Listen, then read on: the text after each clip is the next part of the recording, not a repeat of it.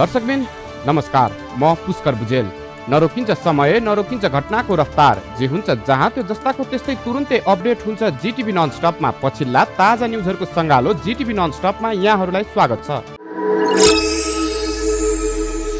राष्ट्रिय स्वतन्त्र पार्टीका सांसद सुदन गुरुङ गृहमन्त्री नियुक्त भएको एक साताभित्रै हाई प्रोफाइल व्यक्तिहरूको धमाधम पक्राउसँगै सरकार आक्रामक कार्यशैलीमा उत्रिएको छ। चैत्र 13 गते नियुक्त भएर 20 गतेसम्म आइपुग्दा गृहमन्त्रीले पूर्व प्रधानमन्त्री केपी ओली, पूर्व गृहमन्त्री रमेश लेखक सहित विभिन्न व्यक्तिलाई पक्राउ गरेका छन्। विभिन्न आरोपमा मुछिएका व्यक्तिहरूलाई उनले पक्राउ गर्न निर्देशन दिएसँगै प्रहरी सक्रिय भएको छ।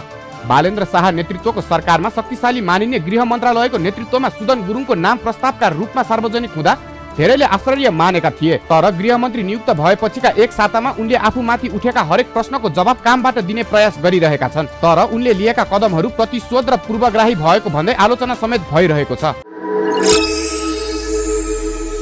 नेपाली कांग्रेसका नेता डाक्टर शेखर कोइरालाले आफू कुनै पनि समूहमा नरहेको बताएका छन्। शनिबार काठमाडौँमा बीपी स्मृति सामुदायिक सहकारी अस्पतालको 18औं वार्षिक साधारण सभालाई सम्बोधन गर्दै डाक्टर कोइरालाले मतदाताले पार्टी नछोडेको तर मत मात्र फेरेको बताए। अब मत शिफ्ट हुन दिनु नहुने उनको भनाइ थियो। संसदमा कांग्रेसको उपस्थिति कमजोर हुनुमा जनताको चाहना र नयाँ राजनीतिक हावाहुरीलाई बुझ्न नसक्नु मुख्य कारण रहेको उनले बताए। अबको लडाई वामपन्थीसँग भन्दा पनि लिबरल डेमोक्रेट्सहरूसँग हुने भएकाले संगठन बलियो बनाउनु पर्नेमा कोइरालाले जोड दिए।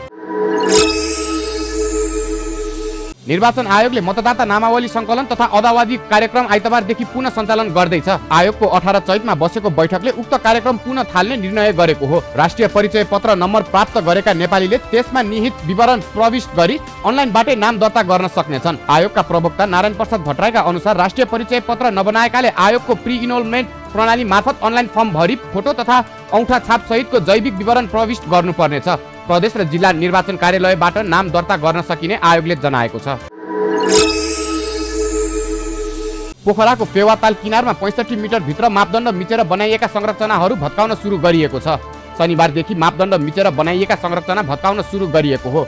यसअघि सर्वोच्च अदालतको फैसला बमोजिम पोखरा महानगरपालिकाले गण्डकी प्रदेश सरकार सहितको सहयोगमा तालको सीमाङ्कन गर्ने, जग्गाको विवरण गर्ने लगायतका कामहरू सम्पन्न गरिसकेको थियो।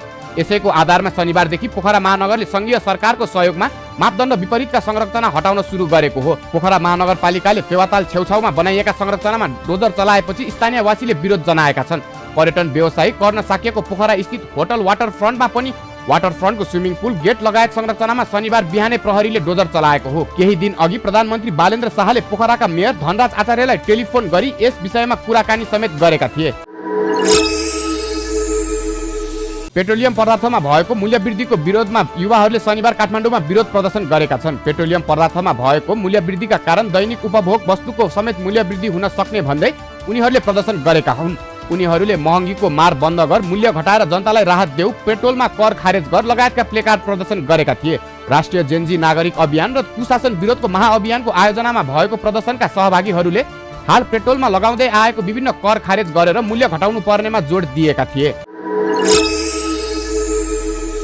मध्यपूर्वमा चलिरहेको द्वन्द्व थप जटिल बनेको छ। इरानले इजरायल सहित मध्यपूर्वका देशमा थप आक्रमण गरेको छ। इजरायलमा इरानले नयाँ क्षेपास्त्र आक्रमण गरेको हो। अमेरिकी राष्ट्रपति डोनाल्ड ट्रम्पले इरान विरुद्ध अझ कडा सैन्य कारबाहीको चेतावनी दिएको केही घण्टामै यी आक्रमणका घटना भएका हुन्।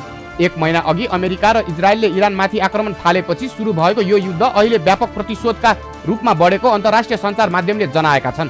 द्वन्द्व मध्यपूर्वभर फैलिँदै विश्व अर्थतन्त्रमा समेत गम्भीर प्रभाव पारिरहेको छ। र प्रधानमन्त्री कप 1 दिवसीय राष्ट्रिय क्रिकेट प्रतियोगितामा सशस्त्र प्रहरी बलको एपीएफ क्लबले कर्णाली प्रदेशलाई हराएको छ। शनिबार भएको खेलमा एपीएफले कर्णालीलाई 10 विकेटले हराएको हो। प्रतियोगितामा एपीएफको यो दोस्रो जित हो। एपीएफ 6 खेलमा 5 अङ्क सहित 6औं स्थानमा छ भने समान खेलमा कर्णाली 3 अङ्क सहित 8औं स्थानमा छ। शनिबारै वीरगञ्जमा गण्डकी प्रदेश र कोशी प्रदेश बीच खेल भएको थियो। प्रतियोगितामा 10 वटा टोलीले सहभागिता जनाएका छन्। दर्शकबिन यो थियो अहिलेसम्मका पछिल्ला ताजा न्युजहरूको सङ्गालो जीटीभी ननस्टप। नसुच्छ समय, नसुच्छ न्युज, हामी निरन्तर समेट्छौँ देश विदेशका निरन्तर न्युजहरू जीटीभी ननस्टपमा।